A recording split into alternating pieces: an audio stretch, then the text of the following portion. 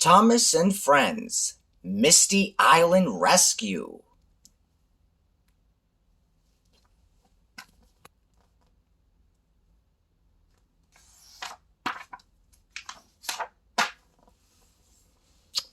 It was an exciting day on the island of Sodor. Construction was nearly complete on the new search and rescue center, which would help people in trouble. There would be a new helipad for Harold, and Rocky was getting his own shed, so there was much work to do. It will be made of the strongest wood of all, Jobi wood, Sir Topham had told Thomas and the other engines. The wood will arrive today at Brandham Docks. The most useful engine at the end of the day will get to pull the Jobi logs to the search and rescue center. Thomas went quickly to work. Diesel wanted to show off, so with a biff and a bash, he shunted all the Jobi wood away from the docks. "Stop!" Thomas puffed, his boiler bubbling. Diesel only went faster and faster. Unfortunately, the heavy flatbeds holding the wood jumped off the track and pulled Diesel toward the edge of a steep cliff. Thomas wasted no time pulling Diesel back to safety, but all the rich red wood tumbled into the sea. Sir Topham Hatt was very pleased with Thomas. "You made the right decision to pull Diesel back. You didn't wait to be asked or to be told." As a reward, Thomas would visit the mainland and bring back more Jobi wood. The next day, while Thomas waited to be loaded onto a ship, Salty told him and Percy about Misty Island. "It's a mysterious place," Salty huffed. "Once an engine was lost there. No one could find him because of the mist." "If I were lost on Misty Island," Thomas peeped, "I'd puff 3 times. I'd come save you," Percy promised.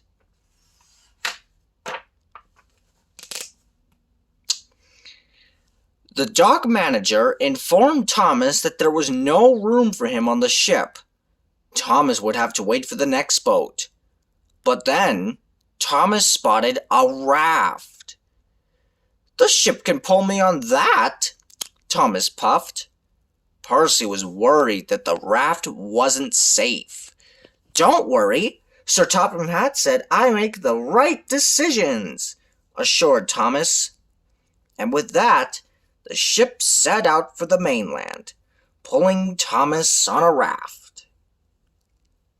When Thomas was far out at sea and darkness started to fall, he heard a creak and a crash. The chain to the steamship had snapped.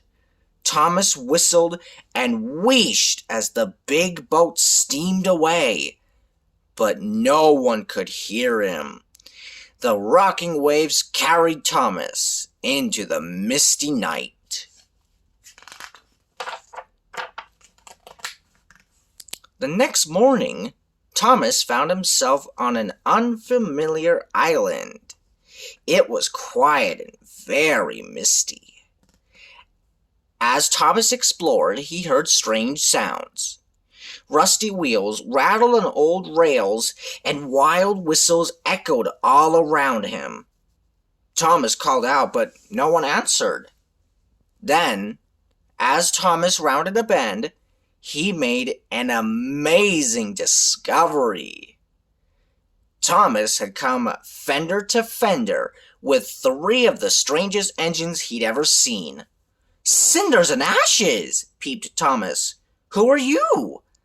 The strange engines' names were Bash, Dash, and Ferdinand. They told Thomas that he was on Misty Island. "We're the logging locos," said Dash. "We've been watching you since you first rolled onto the island."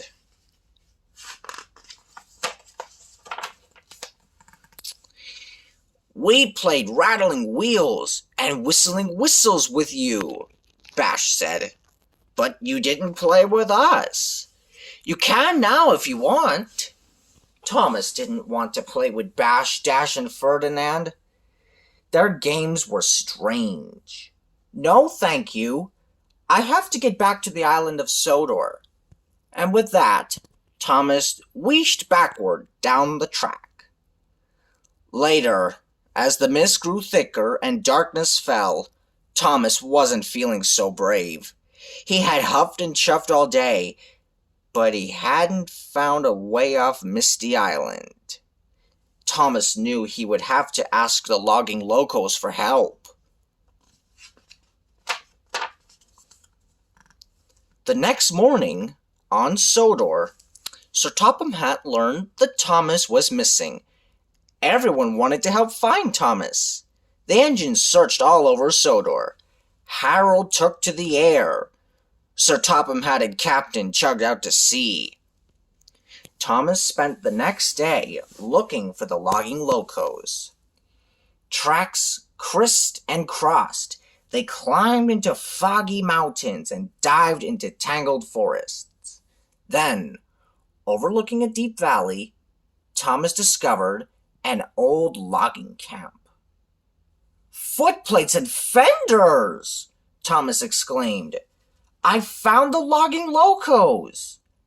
Bash, Dash, and Ferdinand were loading wood in the old logging camp.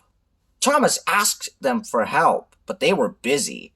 "We said hello to you yesterday," Dash said, "but you didn't want to be friends with us." "I'm sorry," Thomas peeped. "I was silly to think I could find a way off Misty Island by myself." Then, Thomas realized something amazing. These bumpers and buffers. These logs are Jobi logs. That's the wood we need to build the search and rescue center. The logging locos clanked closer together to listen as Thomas told them about the rescue center. They agreed to help him collect logs. Thomas showed the locos how quickly he could shunt flatbeds holding logs. One biff, one bash, and there's never a crash. "We can't work this hard," said Dash. "We'll run out of oil," said Bash. "That's right," added Ferdinand. The logging locos weren't diesels, but they used wood and oil for fuel. "I'm sure you have enough oil," Thomas reassured them. "Sir Topham Hatt says I make good decisions."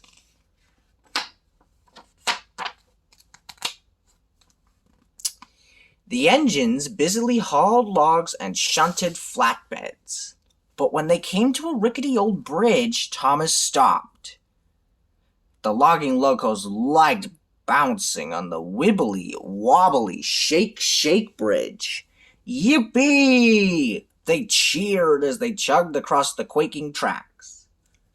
Thomas didn't like the bridge, but he knew he had to cross it to collect the Jobi wood. So, wobbly wheel by wobbly wheel, he crept slowly across. Everything shook, but nothing broke. And Thomas was proud of himself for being so bold and brave. Thomas needed to load the heavy logs onto flatbeds, but old Wheezy, the camp's giant log loader, wasn't much help. He liked throwing logs instead of loading them. He jiggled, joggled, and spun. Logs flew here and there. They splashed in a pond and crashed into trees. One even bashed Thomas on the boiler. The locos cackled with laughter.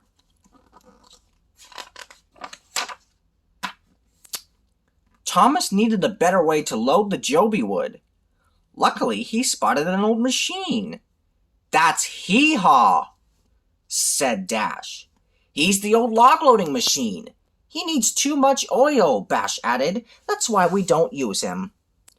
Thomas wasn't worried.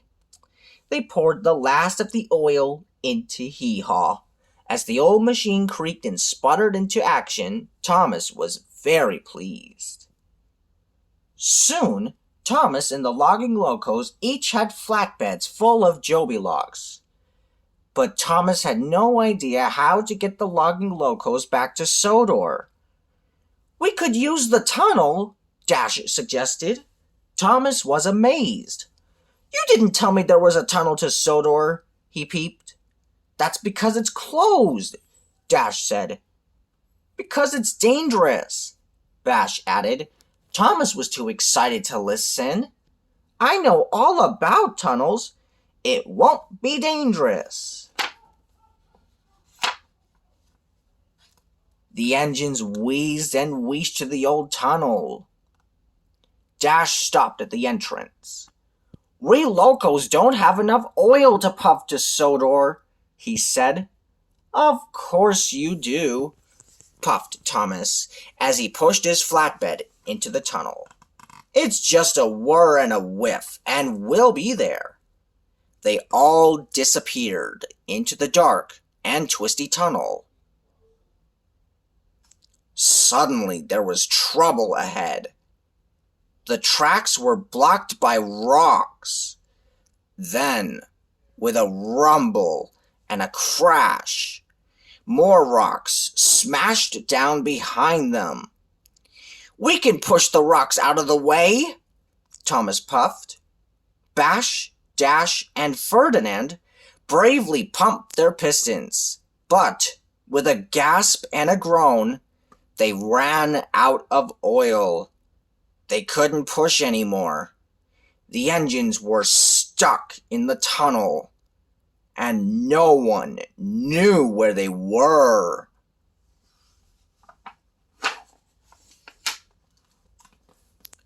Just then, Ferdinand noticed something. "I feel air on my funnel," he peeped. Dash spotted a hole in the roof of the tunnel. "Puff forward, Thomas, and huff your hardest," Bash suggested. "Someone will see your steam." Thomas excitedly beamed from buffer to buffer and started to puff. Back at Brendam Docks, Percy saw something that made his firebox fizz. 3 puffs of steam floated high in the distance. "It's Thomas!" Percy peeped. "He's on Misty Island, and he needs help!"